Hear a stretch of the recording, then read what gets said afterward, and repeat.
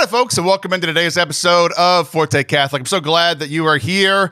We let Shaun McAfee back in for his yearly appearance here on the show. It's always a joy to have a conversation with him. We talk about getting old, our bodies failing us, and the cramps that we get whenever we try to do something good for ourselves. We also have the grand return, not only of Shaun, but of our Catholic Mashup game. It is so much fun. I'm really, really proud of these ones that I came up with for this week's show. I hope that you do a little bit better than Shaun does, although he eventually does well. He's just a little slow in the head, you know. And then we talk about Marian Apparitions to prove that I'm actually the idiot and not Shaun, because he knows way more about them than I do, even though he's a convert and I've been here the whole time. So we hope that you enjoy today's show. If you do, please hit subscribe wherever you are watching or listening. Enjoy.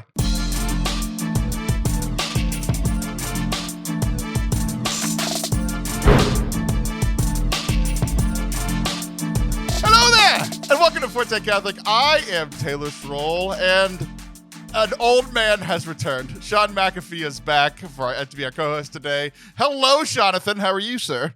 Hello. You're my favorite Fred Durst lookalike. You should sit next to Carson Daly and Fred Durst and hear him argue over who's... I don't know the words after that. I do. I'm just going to mumble the rest of that song. That's all I know about Fred Durst is Eminem's mention of him. I actually don't know who he is. Was he in one of those bands in the 90s? Come on. You're as old as I am. No, yeah, he was the singer of Limp Bizkit. Kind of a controversial figure. That's not a Yankees hat, is it? No, it's a Astros hat. I hate the Yankees. That's our biggest Okay, right. Okay, so if it was a Yankees hat, it'd really be a Fred Durst thing. Yeah. I got way too much 90s knowledge. My bad. Carson Daly and Fred Durst seem like two very different human beings to be listed in the same sentence. Yeah, but they were both heavy on MTV in like the late 90s and early 2000s, and that's when Eminem got big. And now I'm heavy today. So it's good to have you back.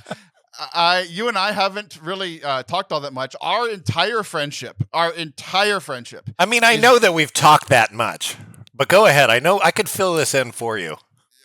You have our entire friendship is you sending me memes and I laugh at all of them, and I send you 80 memes and you look at one of them and ignore the entire. Our entire friendship. I'm helping you filter what you send me because I want to laugh the most.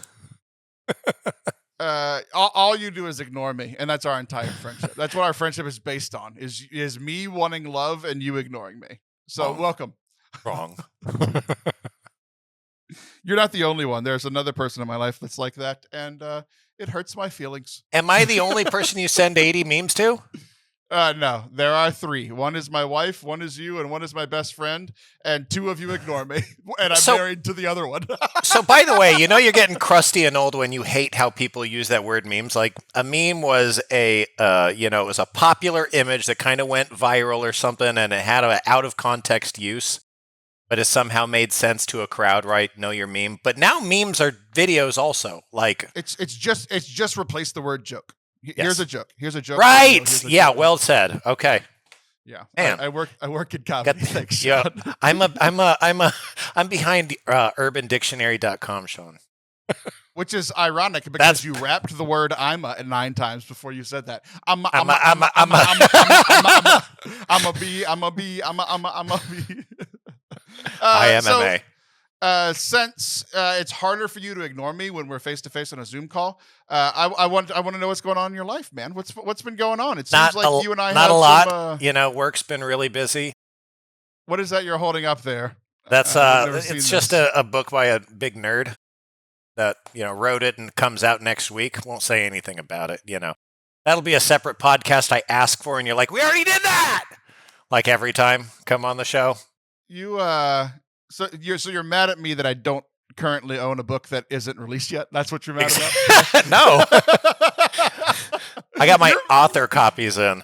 You got all pissy about it, and then you were like, oh, it's not out yet. Are you allowed to say pissy on the show? What else are we allowed to say? We can say whatever we want, man. Well, you've got a little bleep button just in case things get really rowdy. No, I've been really good. Yeah, work is very busy. You say the name of any of your books. Yeah, right. You'll put an image here.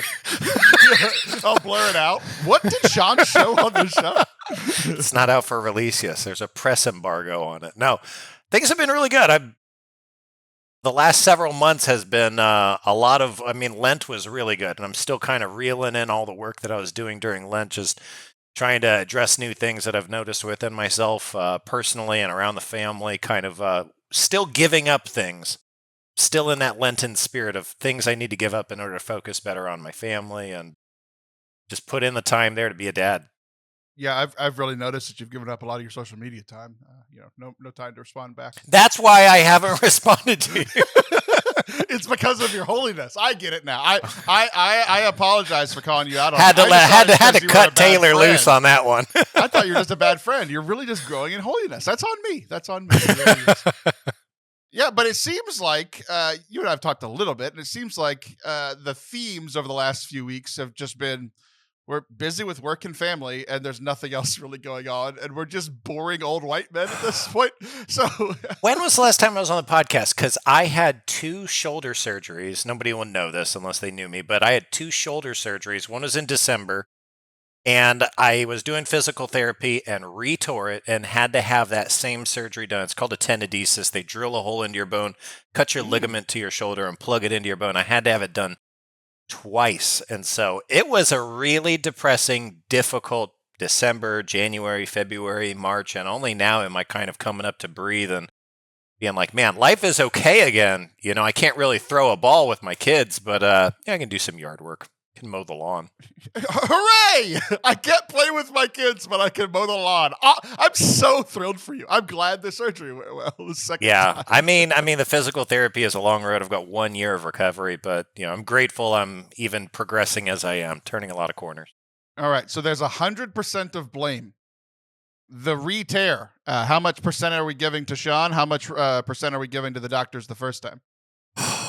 Boy, I mean, I will take the blame for the whole thing, but I was suspicious that it was so easy. I was literally, I couldn't really move even my elbow, let alone lift my arm past this, and was wiping my body getting out of the bath, sorry, TMI, and that's what did it. I dropped to my belly and back just in so much pain. Literally, my bicep came out. I mean, it tore. And to me, it was like, oh my gosh, I don't want this to be as bad. And I have a really bad habit of downplaying things. I mean, in the professional life and the family life and everything else. And I was like, this isn't as bad as I think it is. But lo and behold, it started to do what's called Popeyeing, which you start to get a real clump of muscle drooping towards your elbow. You look strong for the first time in your life. I understand. Yeah, and my wife was like, actually, it looks pretty good, because it looked like a bulked up muscle, but it looked really weird. And of course, I mean, it really hurt. So we got an ultrasound on it. I thought that was just for babies, or pregnant women. You're having anyway. Twins.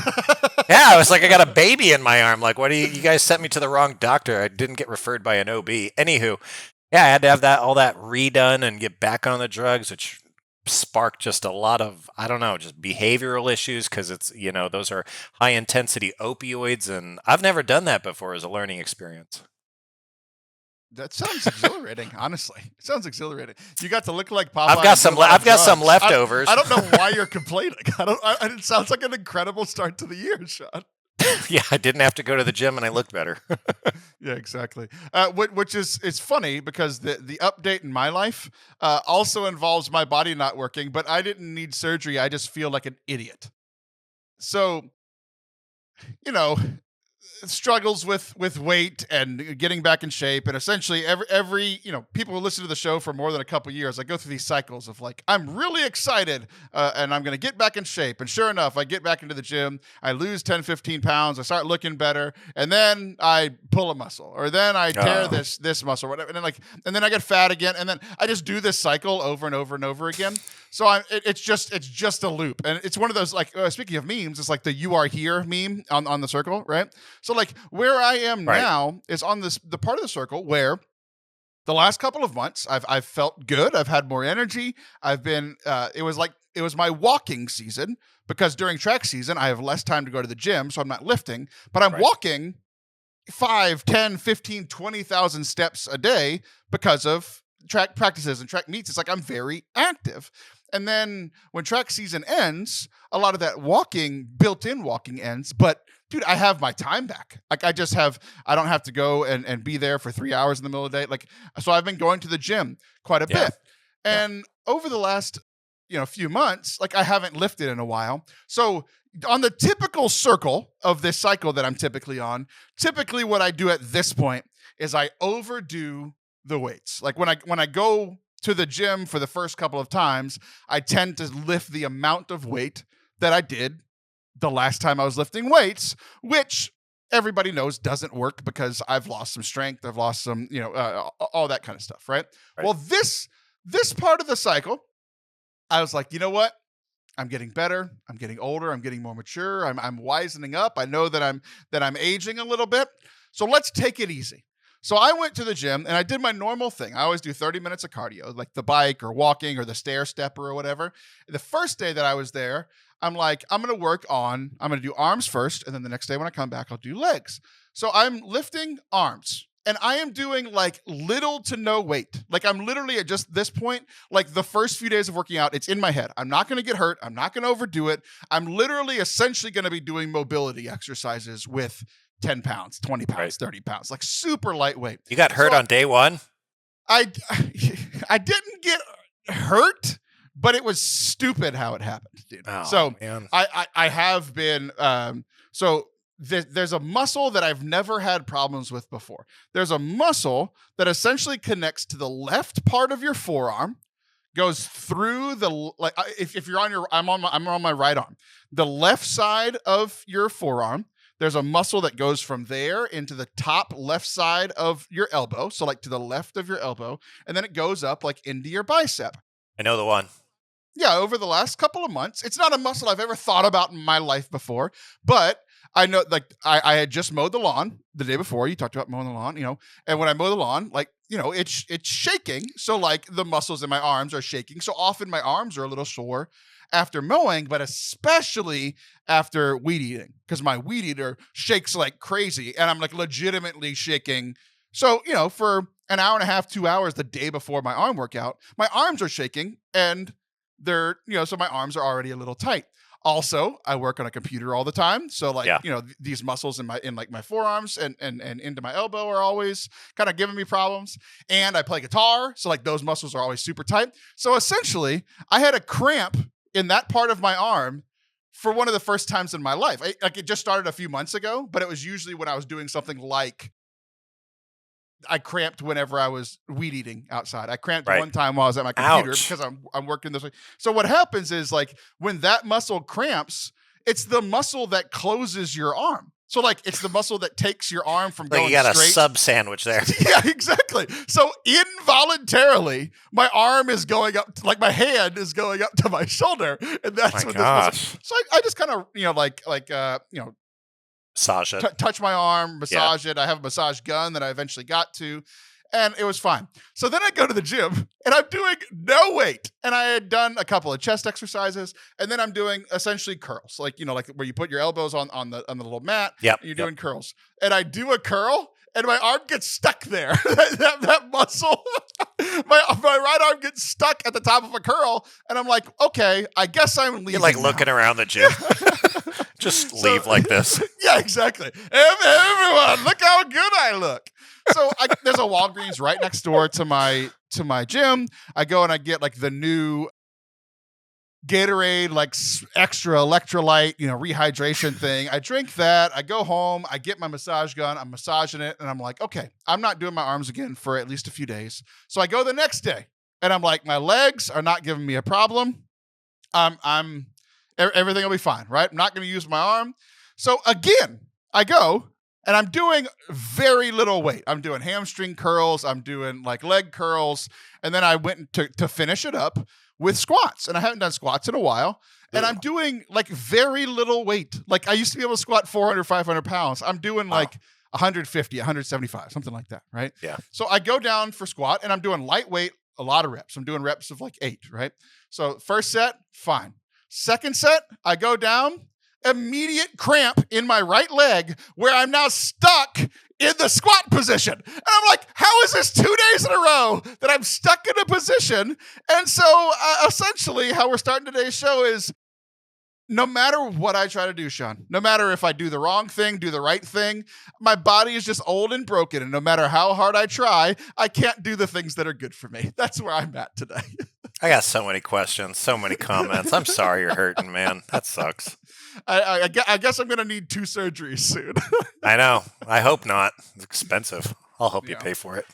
Yeah, thanks, because I can't. Neither can I. Yeah. So that was just kind of funny. It's just like, look, I'm trying to do the right thing, and my body's just like, nah. Well, also, when did you guys win? You guys won state in your track and field, right? That was last season. This season, we got 3rd and 5th as a team. Yeah. Okay, overall? Yeah, in the state. Oh, dang, yeah. Okay. Well, I mean, gosh, that's so cool. You're helping young people, even though you're broken. Yeah, exactly. And it's funny too, because it is very funny to be like, hey, y'all need to run fast, and I'm just fat standing around telling them what to do. And then in the off season I try to lose a little bit of weight, and then I go through this cycle, and at this point I'm just like, well, God, I tried. I guess I'm just fat forever now. I tried to do the right thing, and my body's just like, nah, we can't even lift nothing. Very funny. So yikes. I do have, there is a little bit of hope. And here's a cool little connection that, ironically enough, that our athletic director who helps coach track with me, we had our athletic banquet. I actually mentioned on the show a couple weeks ago. But at the athletic banquet, this is where we celebrate. We give them MVP. We give them, so I give track MVP, field events MVP, and then we give the coaches award, which is just like, who else do I want to congratulate and say like, hey, you did everything that I ever asked you to do. You gave it to yourself. Award, yeah, I did. Did you say the ego award? Did you say the ego award? Yeah, no, that's the one I give to myself. Eagle. So we are the Eagles, like, so we're on Wings of Eagles. And that's essentially the coaches award plus a faith component. Like, we're a Catholic school who should have faith. That's cool. So it's always fun to celebrate them. So we celebrate them, and then we give them all their like your all district, all state honors and everything. And at the end of the night, our athletic director always says like, hey, here's our theme as an athletic department for next year, for next season. Like, because we're about to move into summer workouts, we're moving into spring football, we're moving into, so we have a theme for the next one. And he told this story because he's also the head volleyball coach. And he did the math of how many points they played in their volleyball season. So like all the games. So like, every point. So there's a set up for every 25. Sport? No, just for volleyball. Just for volleyball. Okay. But he used it as an example for the rest of the sports, but just for volleyball. So they play most of their sets to 25. So let's say it's 25 to 20. That's 45 points in one set, right? And then they play 3, 4, 5 sets, whatever it takes. So he did all the math for all of their games. He estimated, how many they played at practice. It's like, hey, we averaged about 200 points per practice. You multiply that by how many practices they have, tournaments, all this stuff. And he said that there were 30,000 points that they played through the season. And he said, here's how many we won, how many points we won in real games. Here's how many we lost in real games. He had those exact numbers, right? Because practice is a guesstimate. Real game, you have the stats, right? And he said, so essentially over the course of a season, and they had a good season, so they did win more points than they lost, but I don't remember what the exact number was, but let's just say they won 850 and they lost 750, right? Okay. So like over the course of the season, you could be like, yay, we won 850, but you could also be like, we lost 750. So we net 50. Yeah, exactly. But then also he was making the point that like we played thousands of more in practice than we did in the game. Right. And it really helped me. I've shared a little bit about our track season on an episode a couple weeks ago, but essentially it was just like, failure is planned. Like failure for sports, essentially like if you play 30,000 points, you're going to fail about 15,000. Because even if you're a really good team, you're only going to win 60, 70% of your points. If you're the best team in the league, you might average 70, right? But failure's built in. Failure's built into the games. You're not going to go 25-0 at every set, at every game. You're not going to, be perfect at practice. And so like that gave me some hope and look like kind of taking a step back over the course of a season, because if you just put yourself in the mind of a game and you just lost 25-10, you're in a bad mood, everything's going bad. But if you look at it in the course of the season, you went 850 and 750. So It's like, one, it helped give perspective, but also it's like, I've been thinking about it a lot, not just for our sports, but essentially his the way he put this into words and not just numbers was, he said comfort over I'm sorry. What did he say? Comfort's the bad thing. Courage over comfort. Courage over comfort. So no matter if you win the point, lose the point, having the courage to keep going, having the courage to keep trying, have the courage to trust your coaches, to trust your teammates. And essentially like that, I'm applying that to like my physical well-being journey and even my spiritual well-being journey. It's like I failed 3 days in a row in not going to the gym, but then I went 2 days in a row. And honestly, I had a pretty good workout until both of them ended because I cramped up. But like, that doesn't mean tomorrow and the next day and the next day I can't go back and just keep trying and keep getting better. And even if I go and I have a great day, or if I go again and I plan an hour workout, but I cramp up 45 minutes in, do what I can with the 45 minutes, right? So I don't know. It just gave me a lot of really good perspective for that. Yeah, I heard a priest say recently in a homily, he said something like, the devil, yes, he wants you to sin in all those little ways, those addictions, those one-offs, the gossip. Those are ways to get you into the confessional book. The devil's goal is to use those to make you quit, give you acedia, to make you despair, and to make you think that Jesus isn't going to forgive you because you sinned so many times. But again, like you said, it's courage over comfort. You have to know rather than feel. Right. Yeah. Do it even when you're not feeling it. I could be the athletic director. I'm just, if they need another one. Yeah, I think everybody's happy where they are. I think you should stay where you are, and you should stay where he is. So blur it out. Yeah. Whenever we, what's the name of this book that's coming out in a week? Because by the time this releases, it'll have been last week. Right. Yeah. All Things Catholic: A Guide from A to Z. Oh, we've talked about this one before. Okay, we can't talk about it anymore. It's finally out. Go. I was gonna say go pre-order it, but you can't pre-order it now. Go actually order it and get it on Amazon or wherever you find your books. All Things Catholic by Shaun McAfee. Okay, whenever we come back, because both of us have been stressed out, we're bringing back probably my favorite game that we play on this show, and it's one that I haven't had the creative juices to create, because it takes a lot of effort on my part to create and literally none on the co-host part. And I've created a Catholic mashup for you, and we're going to play it when we come back. I'll explain it to you and the audience I can't wait. In just a moment. I'm heading up to see Father Anthony in person very soon because I'm going to speak at Catholic Family Land twice this summer. Really looking forward to it. I love doing these events in person. It's a big breakup from our normal, just kind of every week being here in the digital space. It's great to be with human beings sharing the gospel through speaking, through our music. We are currently in the booking season. If you would like me to come to your parish, your diocese, your Catholic school, or any ministry event where I could speak, lead worship, I'd love to do that. You can hit me up at fortecatholic.com/booking is where you can submit that, find out more about what I can do. But I've traveled all over the country to speak and lead worship, but I'd love to do it at your next parish event. So if you work at a parish or diocese, or you're a priest, I'd love to come out to your parish. If you're just a parishioner or a volunteer, maybe mention it to somebody at your parish. I can do retreats, parish missions, nights of worship, all that sort of thing. ForteCatholic.com/booking. Hope it works out. Yay! Welcome back to Forte Catholic. I'm Taylor Schroll, and that is an author of some book. I already forgot the name. So we're going to play Catholic Mashup, which is one of my favorite games to play because it uses a lot of my creativity offline.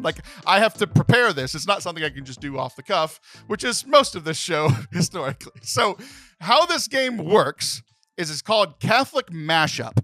And I'm going to give you essentially clues about two different people, and they share a name in the middle of their name. And so I'm going to give you clues about two people. You have to give me the answer as the names of those two people. So, for example, if I told you one of the four gospel writers, so obviously you can narrow that down to Matthew, Mark, Luke, or John. So one of the four gospel writers, who is also, that's your key that it's going to be, this is a clue about the next person, the next part of the answer. who is also a famous Boston action movie star who famously goes to a Catholic church every day to pray? Your answer would be St. Mark Wahlberg. St. Mark is one of the 4 gospel writers. Mark Wahlberg is the person who's a famous Boston action movie star who famously goes to a Catholic church every day to pray. Make sense to you, Jonathan? It does. I hope I do well. Okay. Just another example to help you out and to help out the audience. We'll keep the same kind of, the example will be pretty similar. But another one of the 4 gospel writers, so you know it's not St. Mark because we already used that one. So now we've got either Matthew, Luke, or John. One of the 4 gospel writers, who is also the son of Anakin and Padme and the brother of Leia. So that would be Saint Luke Skywalker. Okay. Exactly. Okay. So those are 2 that we've played before on the show. That's just to get everybody back into the mode of how this works. You've never played before. The audience has only heard this. I don't know. We've played this 3 or 4 times. And it's a lot of fun for me because I get to watch you suffer. So, oh, man. Here we go. I'm throwing you a... This first question is interesting because I'm throwing you a curveball with the first half of this answer. The second half of this answer is a little tricky, so I might have to help you out. But a Catholic author who is a Catholic convert who is a prolific Catholic author who is also a beautiful princess who becomes green at night for her ugly man. I'll read it again for you and the audience. A Catholic convert who is a prolific Catholic author, that's the first half, and a beautiful princess who becomes green at night for her ugly man. So I know half of it is Fiona. Okay. The first half, a prolific Catholic author convert. I mean, you're not talking about me. Sean Fiona? St. Sean Fiona? What is your last name, dude? Fiona McAfee? No, okay. The first half is always going to be the first half. What is your name? Sean McAfee. So if you would put Shaun McAfee and Fiona together, how would you say that as one person? Sean McAfee Fiona. Shaun McAfee-Fiona. Shaun McAfee-Fiona. Oh my God. It's horrible. You gotta sound it out. Okay, that was tough. Okay. Curveball. But you got it because, you know, I threw you a little curveball. You're a Catholic convert. You're a prolific Catholic author that has sold tens of books. And the second half is a beautiful princess who becomes green at night for her ugly man. That's Princess Fiona from the Shrek movies, and she becomes green just like Shrek the ogre. Okay. Got it. Good job. Okay. You did it. Are they always going to run together like that, or is that a curveball? Yes. That's what the mashup is called. Oh, my gosh. Okay. The second one is very timely. Well, it's timely as we record this. This is coming out 2 weeks later. So 2 weeks ago, there was a big story for us. It was yesterday. An NFL football player who is in the news for promoting Catholic values while simultaneously being a douchebag, who is also green, in love with bacon, and has been on our televisions since 1955. I'm going to read it again. 1, so you can think about it, and 2, because I stumbled through it. Yeah. An NFL football player in the news for promoting Catholic values while simultaneously being a douchebag, who is also green, in love with bacon, and on our televisions since 1955. I don't remember the name of the kicker who he just gave the commencement speech at St. Benedict. Yes. It's an H. Help me with his name. Okay. So the first, you're right. You're thinking you're right. It's Harrison Butker. Oh God, this is going to be something but. No, it's going to be Harrison. Okay. And then the green and bacon since the 50s. Okay. I might have to help you out with some of this, but you definitely know this person / being. Okay, so we've got Harrison Butker. That's the first half. Green, in love with bacon. So we're sticking with the green theme. We already did Shrek and Fiona. It's not them, but similar. Green, in love with bacon. That's the tricky part, but it'll make sense when you know it. Oh, and has been on our televisions since 1955. Do you need another hint? Because I can give you some more hints. I need another hint, because all I'm thinking is like Oscar the Grouch. You are so close. You legitimately the same show. Green Ernie? I mean, not Ernie. There's Beaker. Harrison Beaker. Oh, that's funny. That's not it. Okay. In Love with Bacon is a woman. There's a woman who's made of bacon on that show. On Sesame Street? Yes. There's a person made of bacon on Sesame Street? Wait, I don't think it's Sesame Street. Are they from the... Wait, Google wait. Yes, it's Sesame Street. Oh, wait, no, the Muppets. The Muppets. Are they Sesame Street or is that different? Gosh, okay, so Harrison Piggy. What's the guy's name? Harrison? Okay. Harrison Piggy? Butker. That's the first. Harrison Butker. So you have to say this word, to say the answer, you have to say Harrison Butker and then something, right? So, is Green in love with Miss Piggy and on our television since 1955? Harrison Butker Piggy Buckiggy Buddiggy. No, not Mrs. Piggy. Who is in love with Mrs. Piggy? Oh, okay. Buttman. Okay. I'm gonna sound this out. You're a child. Say the word Harrison. Harrison. And then say Butker this person. But Kermit. Yes. Harrison But Kermit. Harrison But Kermit the Frog. Harrison But Kermit the Frog. Harrison But Kermit the Frog. Wow, that's tough. NFL football player in the news for promoting Catholic values, said some good things, but he was also a douchebag in some of the people that he was talking to. Is also Green, in love with bacon, Miss Piggy. Kermit is Green, in love with Miss Piggy, and has been on our television since 1955. Joined Sesame, not Sesame Street, whatever. Joined. Was he on Sesame Street? I don't know. Muppet Babies. Yeah, he was the Muppets. Okay, you are 1 for 2. I'm not giving you the point for that one. That was rough. Okay, man, that's tough. You're right, suffering. This one is it's another one where it's not distinct words. It's going to blend together. It's one of those things we have to sound it out. Sound it out. Use your words like a child. Okay. You should know this the first half of this pretty instantly because I think it's probably the only one you're aware of. Famous Native American woman. Can you list more than one? Yes, okay. Okay. Famous Native American woman who paints with many colors and whose Christian name or baptized name is Rebecca. That has nothing to do with this. I just learned it recently and I think it's hilarious. I didn't know that. Famous Native American woman who paints with many colors and whose Christian name is Rebecca, who is also, second half, a Looney Tune demon from an island off of the coast of a much larger island. Famous Native American woman who paints with many colors and whose Christian name is Rebecca, who is also a Looney Tune demon from an island off the coast of a much larger island. Is he a demon or a hairy animal? He spins in a tornado. There's definitely some wordplay. Okay, so say it all together out loud. Okay, so Pocahontas Tasmanian Devil. Yeah, you got it. That's the best you've done. That's incredible. Pocahontas Tasmanian Devil. Incredible. I did it. I got the game. That's one of the hardest, because sometimes it is a clean mashup, like Saint Luke Skywalker, but it's more fun when they blend together. Yeah, it's not Pocahontas. Yeah, exactly.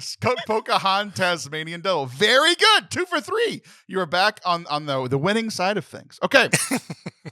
This one, I think, might be very easy first half, but difficult second half. It's one of those things that you've either heard of it or you haven't heard of it, but I think that you are the kind of person that has heard of this. Maybe not everybody in the audience, but I think you will specifically will know the answer to this.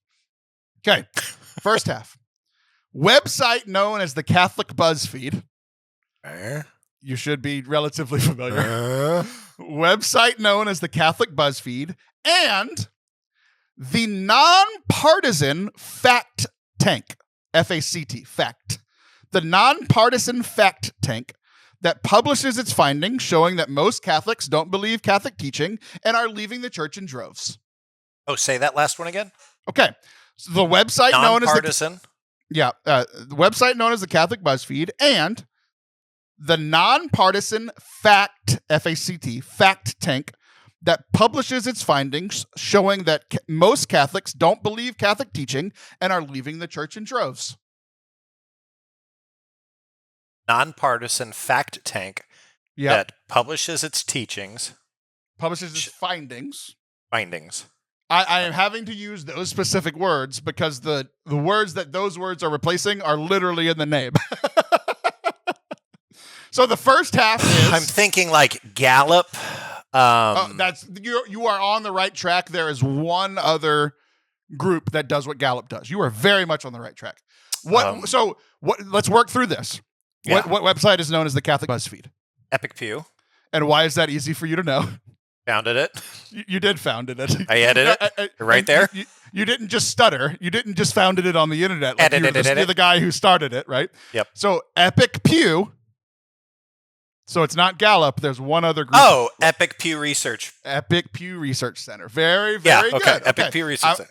I'm gonna give you points on that. Dang, that was good. Like the fact that you knew Gallup.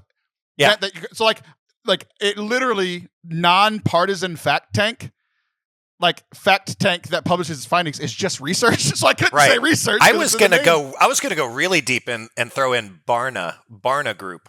Yeah, Barna's another one similar. So this is Pew Research, Gallup, Barna. You're right. Pew Research. Yep. All these people that poll, people of faith, people not of faith, and they ask them about their faith and what they believe. Yep. And it's always that super depressing thing where it's like, 25% of Catholics believe in real presence. Right. 15 believe that you should go to the nuns are the fastest. The nuns are the fastest growing denomination in the United States, or something like that. Religious affiliation in the United States. Yeah. Right. NONES. NONES. The no religious affiliation. So the only reason I brought that one up is, one, I thought it would be fun to mention your website, and two, I thought it would be fun to throw a bummer into a fun game like that. Just the thought of doing that really cracked me up. Yeah. By the way, we covered the nuns in this book that came out a week ago. Oh yeah, what is that one called? All Things Catholic, a guide from A to Z, and we cover nuns, NONES. Anything about Pocahontas being baptized Rebecca? No. It's the greatest, I didn't know that. It's the greatest single piece of information I've obtained this year. Nice job. You can't name more than one Native American? Not woman? Wind in his hair. Yeah. Okay, that's a Dances with Wolves joke. Yeah, it's also a man. I did realize that. Yeah. Last one is an ode to you, because we were supposed to record this weeks ago, and then I was like, I have nothing to say, and we didn't record it. But this was a timely one, again, about a month and a half ago. Too late for us to talk about now, but you're probably picking up what I'm putting down. Okay. The first ever AI priest who was laicized in a record 24 hours after becoming a priest, who was laicized in a record 24 hours after becoming a priest, who is also an early Christian apologist from the 100s, who got his name from being beheaded and is the patron saint of philosophers. You might know this one quickly, but I'm going to read it one more time for the audience. I want to rewrite this one for you.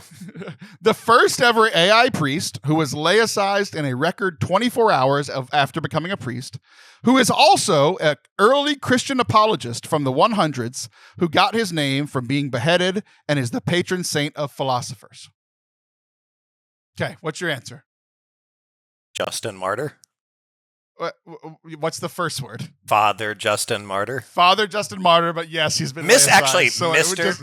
Justin Martyr. Mr. Justin Martyr, now that he's been laicized. Yes. Father Justin Martyr, because Father Justin was the name of the AI priest on Catholic Answers. And Justin Martyr his name was just Justin, and then he got beheaded. They were like, I guess his last name's Martyr now. Here's my joke. He's not the first one. Here's my joke. Most martyrs are killed for their faith, like Justin. Father Justin was killed off because of his lack of faith. I'm proud of that joke. Send it in.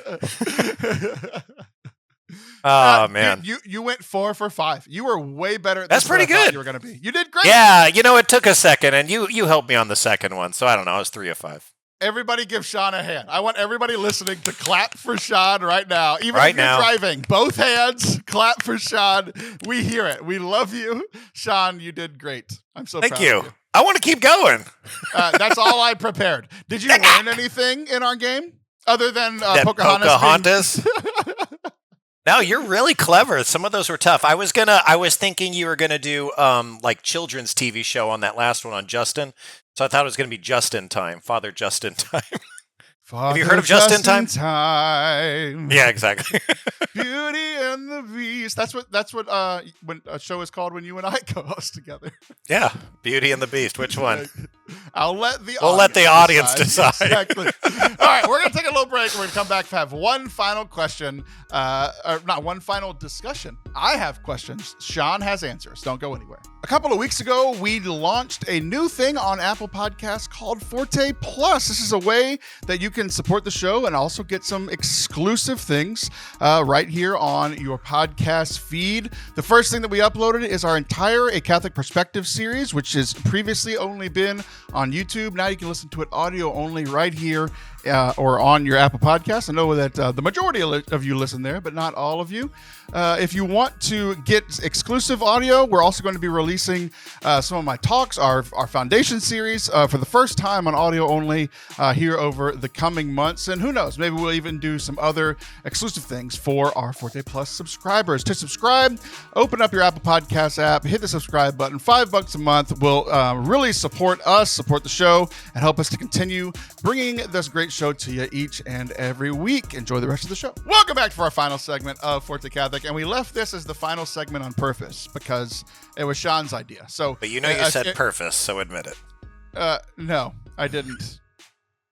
And there's no way anybody could ever find out if I did. Okay. So, I don't even know what else. I had a funny joke and you ruined it. But it proves my point perfectly because we saved this for last because I'm not sure how it's going to go because it's a Shaun-led segment. So I didn't want people to leave in the second segment of a Shaun-led segment and then not hear the great game that I came up with. So we did it in order on purpose. But you texted me. Typically, whenever I say, hey, you want to come on the show? You're like, yeah. And then you're like, I'm like, which book did you write this week? And you're like, we're going to talk about that. And then you were like, there's a new encyclical coming out. And I just assumed you meant you had a new book coming out, which you do, to be fair. It's coming out next week. But you meant an actual encyclical from the Pope. And I don't follow the news because I'm not a fancy Catholic author / person who runs a fancy Catholic website. But you said there's a new encyclical coming out, which I love papal encyclicals. I've read a lot of them. But there's one coming out about a topic that I might know the least about within Catholicism. So I'm going to have a convert teach me about Mary. Right. So I think I totally misrepresented it when I texted you. I don't think it's an encyclical. And what's funny is that Taylor's not saying is he said, well, who wrote it? Encyclicals only come from the Pope. So anyways, I thought that was funny that you did that. Well, one, I legitimately thought it was a book you wrote and you were making a joke. Two, most encyclicals are written by ghostwriters, let's be honest. Yeah, it's true. Yeah. So anywho, this one's actually coming out from the Doctrine of the Faith. It's supposed to drop this week and it's on Marian Apparitions, which is really, I think, when was the last time you saw the church put out a document where it's something absolutely needed to be addressed, which is, people who visit Medjugorje or something. Popes made comments on these things in the past. You made fun of me for mispronouncing something, and you said Gorgie. I say Medjugorje. People actually over there do that. They don't say Medjugorje. So, Medjugorje. Taylor, who's wrong? Medjugorje. Some people say Medjugorje. I don't know. That's funny about European words is because we're not European. Them right. Tortilla. Hey, anyway, you're losing me, man. Anywho, yeah. So Marian Apparitions. This is a cool subject. Something I've had a little bit of interest in. People don't know that there's actually people think you got to go to like Fatima and Lourdes or Medjugorje. There you go. I'm proud of you. You can grow and improve as a person. Thank you. So to go to one of these sites, but actually there's one in Wisconsin. There's numerous. No, there's not. It's the only North American approved apparition site. In Champion, Wisconsin, there's a huge shrine there. Nothing good comes out of Nazareth, and nothing good comes out of Wisconsin that isn't cheese. Don't you insult the holy land of cheese and derriere. There's no way Mary appeared in Wisconsin. She's a Packer fan. She's a Packer fan. It's closer to Green Bay than any other city. I mean, they do have a big G as their symbol, and she does like big G. It's her baby daddy. Just sneezed. Edit that out. Don't. All right. So, are you serious? I've never heard of this. Mary appeared in it's called Champion, America? Wisconsin. Wait, you said the only one in North America. That's incorrect. I have heard of Our Lady of Guadalupe. That's actually Central America, buddy. No, it's not. No, it's not. No, it's not. It's in Mexico, which is part of North America. Is this one of those things we got to let the audience decide? No! Have you heard of NAFTA? You work for the government. North American Treaty Agreement or something. It's North American. North American United Free States, Trade Canada, Association. And Mexico, which is where Mary appeared, you idiot. I will take the loss for not knowing she didn't appear in Mexico America. is Central America. No, it's not. Google it right now. It simply isn't. And I get what you're saying, but no one that argues about Central America being a thing includes Mexico because it's part of North America. Second of all, there's only one North American continent, and it includes all of Central America. So shut up. I'm right either way. Aren't you glad you decided we wanted to talk about Mary, and now you're just going to yell Somebody else besides my boss can yell at me now, so You're it's welcome. Taylor. Oh, I thought it was your wife. I thought I was third. She doesn't raise her voice. She does it more casually, and I still feel just as bad. Good. Okay. She'd probably listen to this. She's like your biggest fan. Not like your biggest fan. She's as your biggest fan. Okay. We're losing each other now. What happened in Wisconsin, dude? Oh, I can't give all the details. I'm not super fluent on it, but oh, it's a secret like Medjugorje. a European, there's a lot of Germans who immigrated and Dutch that immigrated to Wisconsin in the, 1800s, and there was a chapel built. And over the course of like a couple decades, there were multiple visitations. And I don't know how it was approved over all the other apparitions that have gone on and been investigated, but in fact, the original church was kind of like a shack. It was very primitive. It's actually destroyed, but they have a really huge pilgrimage shrine there in Champion, Wisconsin, and I just think it's also cool because I'm a Packers fan, and it's Champion, Wisconsin, that Packers are the champions. When's the last time that happened? 2011. Around the same time Mary appeared. Probably. Go read about it. I don't know, man. But I'm excited about this. Document coming from the Doctrine of the Faith because I think it'll open up the doors for people to not feel so scandalized by these unapproved sites that they visit or things that they choose to be devoted to, which the church opens up sometimes by being rather non-judgmental about it. The fact that the church doesn't comment on things is actually a freedom for some of us to discover and to investigate for ourselves and maybe visit and be inspired. And it's safe to do what the church has approved. I mean, the church promotes certain things and says, hey, this is proven to be something of value to many souls. But they don't even instruct you to go there, and it's a part of the church's communication on private revelation, which this falls into. You don't have to trust in all of these or believe in all of them or be devoted to all of these. So I think it's really neat. I think it continues that kind of conversation for the church. So you think it is going to comment on the ones that aren't already approved? No, but I think it'll tacitly refer to them. Gotcha. I mean, why else are they putting this out? Right. Yeah. Because that would make sense. It's like the other ones are solidified. Like these have been, like the big one. Like I didn't know about the cheese one, but like I knew about Guadalupe and thank you for calling it that. Mary loves cheese. She does. I mean, she was born by all, or not born. She had her firstborn amongst all these dairy animals. Exactly. I was going to say it. He was born amongst the derriere. That we're going to edit out. The dad joke. Yeah, whatever. You need to be like St. Joseph, Jesus. If you don't include it.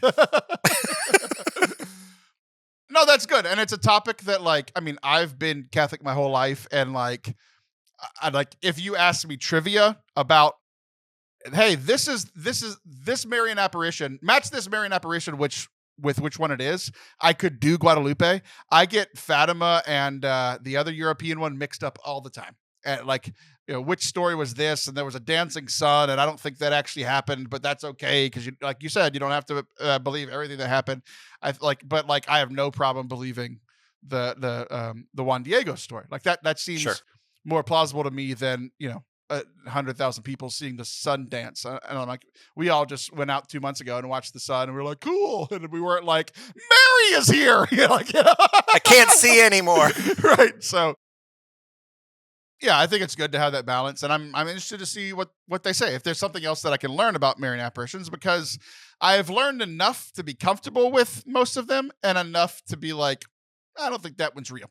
And like, honestly, it's one of those cool things that like, we are free to, it's not part of the original deposit of faith, you know, it's not like Mary is, but her appearing in Cheeseland is not, you know, so like if it helps you grow in your faith, great.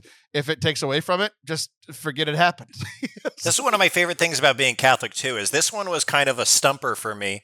You know, it's like Eucharistic miracles. Well, first of all, before I was Catholic, I didn't believe in the Eucharist, so knowing that these miracles were almost uncontestedly investigated and approved and promoted for hundreds of years, even recently. I mean, you know, they would study pieces of this tissue that was previously bred, according to the communicants who, you know, put this up, and it was a piece of a human heart. I mean, things like that were really astonishing. And so being a convert and thinking of Mary and having that as one of my original stumbling blocks, and then having this world open to me up that, hey, Mary is constantly communicating to mankind, just as she did at the wedding at Cana, is pretty profound to me. So I like that aspect. I'm looking forward.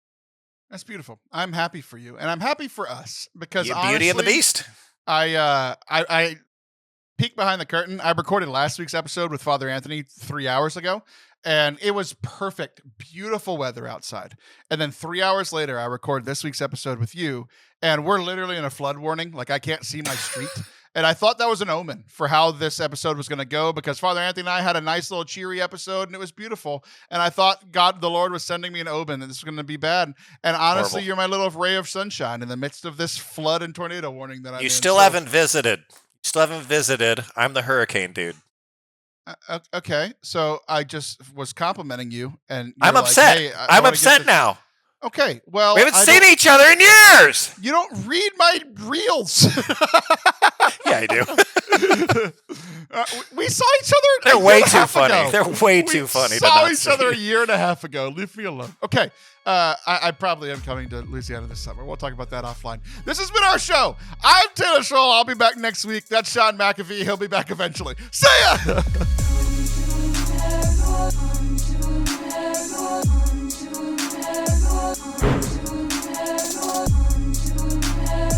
Thank you for watching and listening today. I hope that you enjoyed it. If you did, please hit subscribe wherever you are watching or listening. If you'd like to support the show, you can do so at fortecatholic.com/donate. We are a Catholic nonprofit. We rely on your donations to do everything that we do. We'll see you next week. Love you.